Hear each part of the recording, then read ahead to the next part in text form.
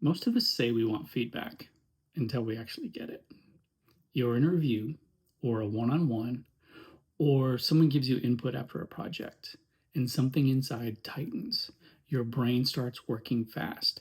You start building a counter argument. You start replaying the situation in your head, and sometimes you've even constructed a full legal defense before they finish the sentence.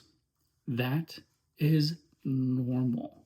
But what you do at the next couple minutes is very important. Over about 8 years' time of teaching, coaching, and mentoring software engineers, I've developed 3 steps that help people receive feedback and even ensure that more feedback will come. Step number 1, be thankful, then be thoughtful, and then be purposeful. Simple, not always easy, but still simple.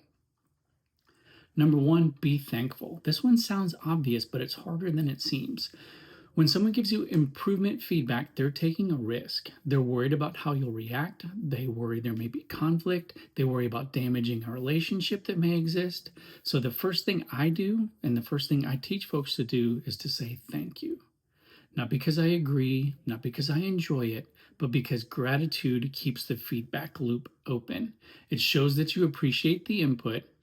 It doesn't necessarily say you're agreeing with the conclusion. Gratitude is not submission, it's signal preservation. People who feel punished for giving feedback are going to stop giving it. And silent teammates are far more dangerous than slightly uncomfortable conversations. Step 1 is simple: acknowledge it, appreciate the effort, keep the door open. The next step, be thoughtful. This is where most of the real work happens. It starts internally. Before responding externally, pause. Notice your reaction. Are you defensive? Are you hurt? Are you mentally drafting a Slack message you'll never actually send? That reaction is automatic.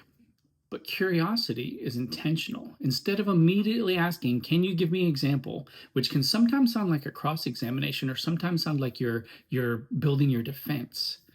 Instead of asking that right away, start with the internal question. What have I done that could responsibly lead someone to this conclusion? Reasonably, that word matters. You're not assuming you're wrong. You're assuming there may be data that you haven't fully seen. Can I think of one example? For myself, just one. Have I heard anything adjacent to this before? Is there a pattern here? Sometimes the feedback could be poorly phrased. Sometimes it's incomplete. Sometimes it's only partially accurate. But even partial truth is useful. Your job isn't to defend your intent. Your job is to examine your impact. Even if the feedback is 20% accurate, that 20% could be the most valuable part. So before responding, extract signal. Ask yourself, what behavior might I be contributing?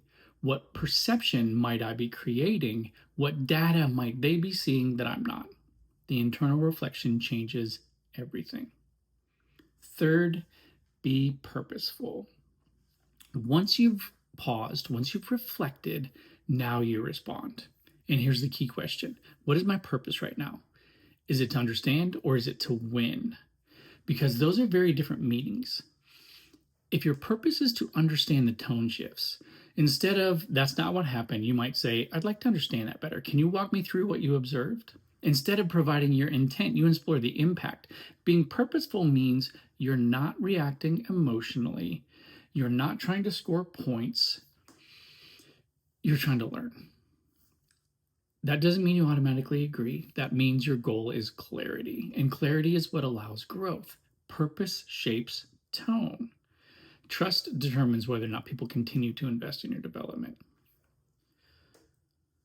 So, when improvement feedback comes your way, be thankful, protect that feedback loop, be thoughtful, extract signal before responding, be purposeful, choose understanding over defense.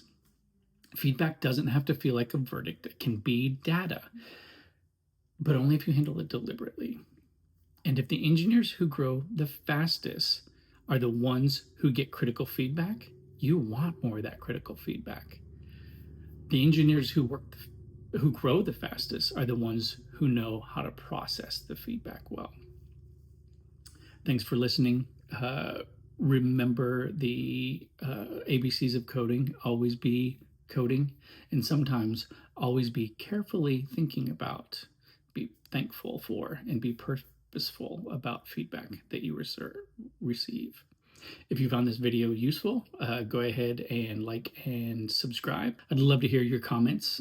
Throw the comments in the comment section. That seems like a good place for it. And I'd be happy to respond and continue the conversation. Thanks for listening, y'all.